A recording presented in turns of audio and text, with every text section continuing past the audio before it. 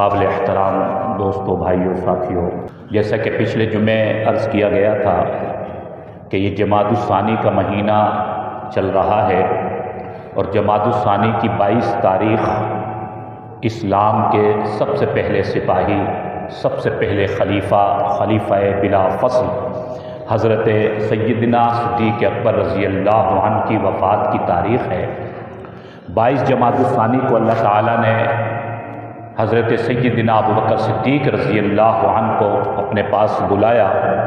اسی مناسبت سے جمادی الثانی کے مہینے میں حضرت ابوبکر صدیق رضی اللہ عنہ کے فضائل و مناقب کو بیان کیا جاتا ہے۔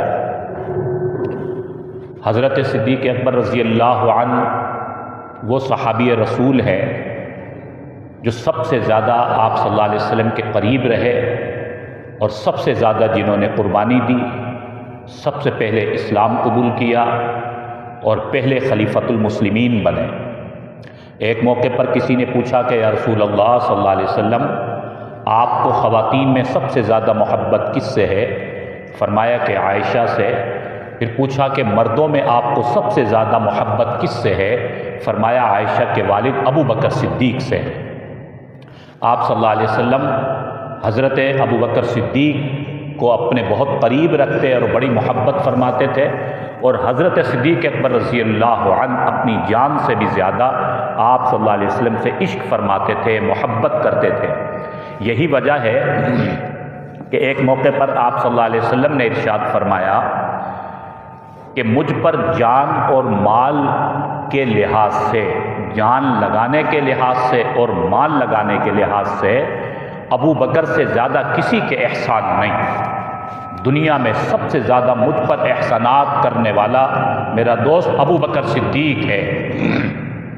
حضرت صدیق اکبر رضی اللہ عنہ نے جب بھی اسلام کو ضرورت پڑی اپنا مال بھی نچھاور کیا، اور کہیں آپ صلی اللہ علیہ وسلم کے دفاع کرنے کی ضرورت پڑی تو اپنی جان کو بھی لگانے سے دریغ نہیں کیا۔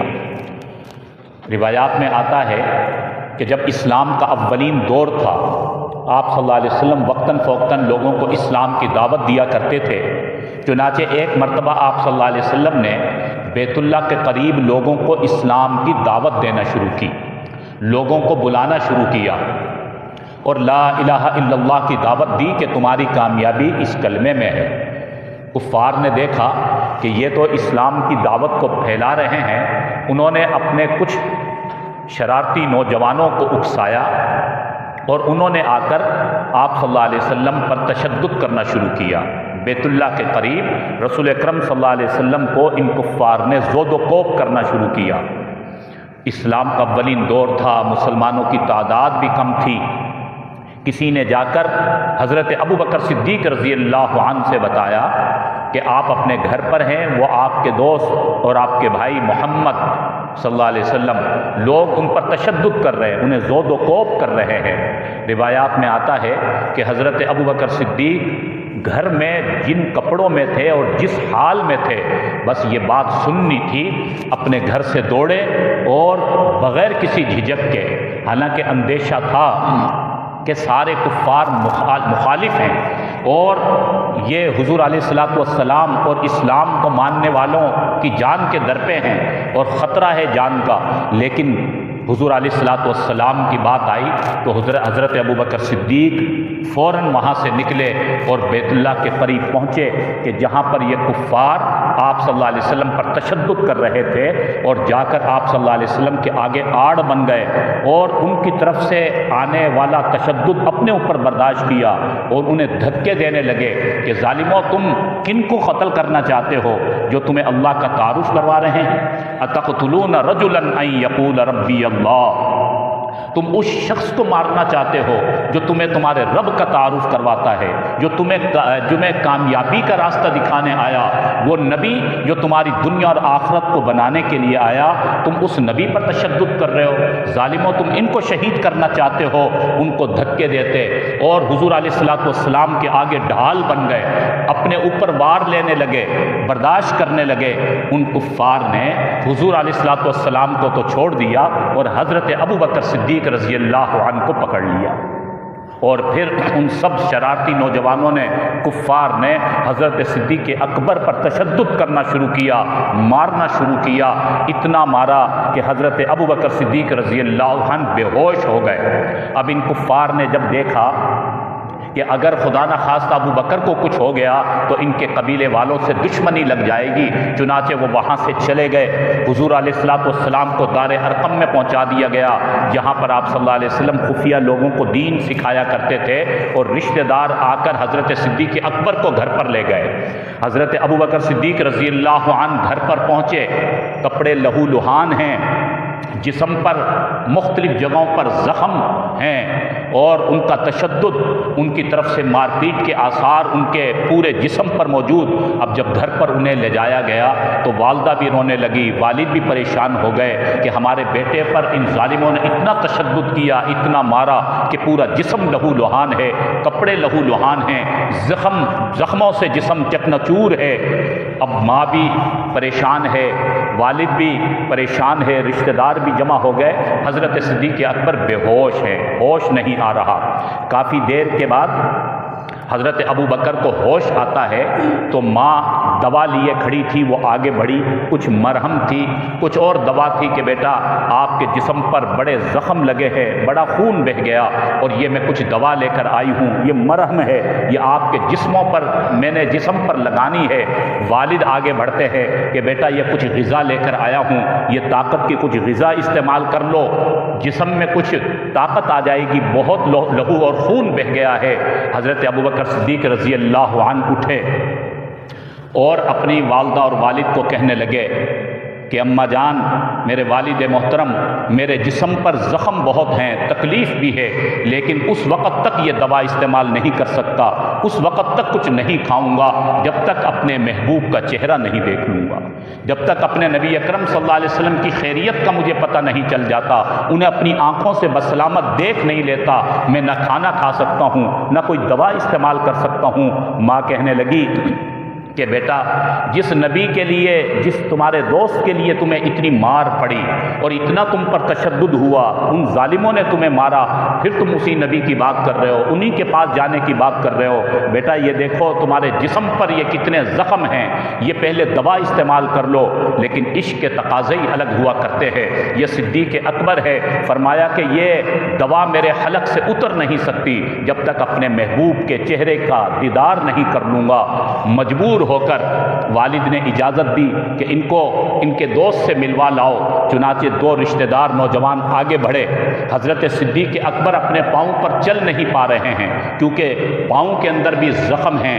روایات میں آتا ہے ایک نوجوان نے ایک کندھے سے پکڑا، دوسرے نوجوان نے دوسرے کندھے سے پکڑا، اور پاؤں گھسٹتے ہوئے، اللہ اکبر، حضرت صدیق اکبر کے پاؤں گھسٹ رہے ہیں، اور اسی حال میں حضرت ابو بکر کو دار ارقم میں پہنچایا گیا۔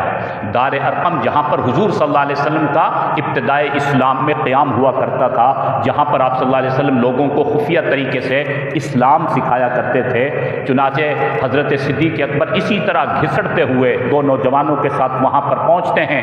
آپ صلی اللہ علیہ وسلم نے دیکھا ابو بکر آئے اور جسم پر لہو ہے اور زخم ہیں۔ آپ صلی اللہ علیہ وسلم کھڑے ہو گئے اور اپنے سینے سے لگایا اور کہا کہ ابو بکر بڑی تکلیف ہو رہی ہوگی، تمہارے جسم پر بڑے زخم آئے ہیں، ابو بکر تمہیں بڑا درد ہو رہا ہوگا۔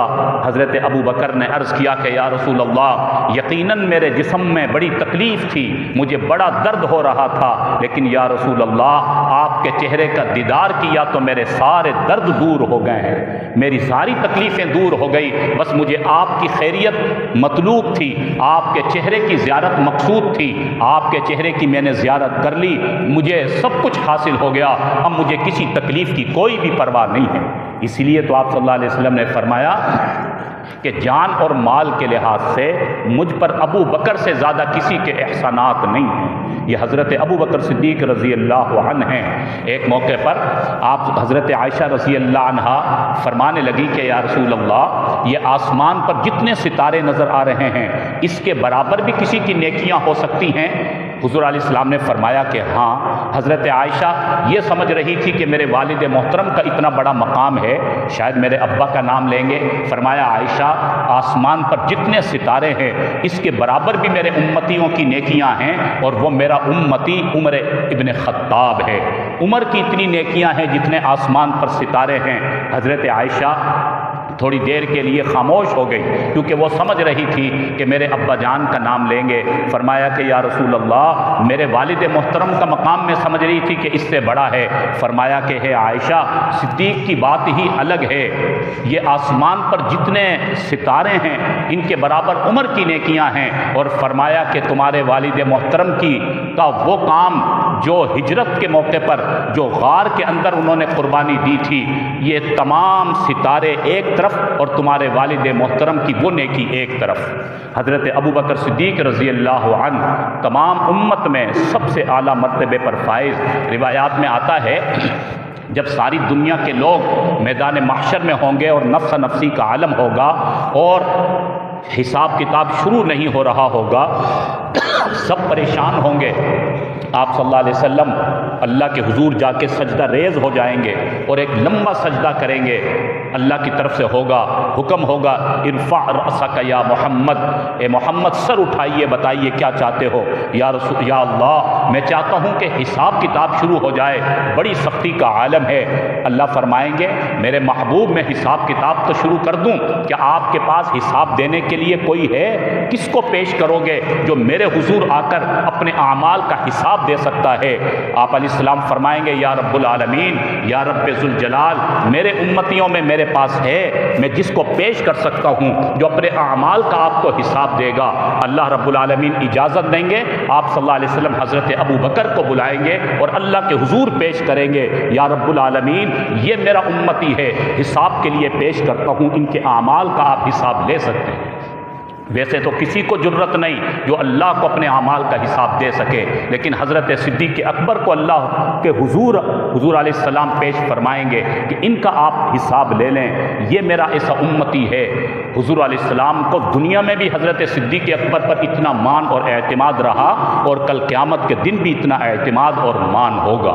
تو میں نے عرض کیا کہ حضرت صدیق اکبر رضی اللہ عنہ اسلام کے پہلے سپاہی اور پہلے خلیفہ، جن کی وفات 22 جمادی الثانی، اسی مہینے کی 22 تاریخ کو ان کا انتقال ہوا، وفات ہوئی۔ لہٰذا ان کی تعلیمات پر چلنا، ان کے نقش قدم پر چلنا اور ان کی قربانیوں کو اپنے سامنے رکھنا کہ انہوں نے کس طرح اسلام کو قربانیاں دے کر ہم تک پہنچایا، یہ ہماری ذمہ داری ہے، ہمارا ایمان کا تقاضا ہے۔ اللہ رب العالمین ہمیں تمام صحابہ اکرام سے سچی محبت اور انہیں آئیڈیل بنانے کی توفیق نصیب فرمائے۔ وآخر دعوانا ان الحمد للہ رب العالمین۔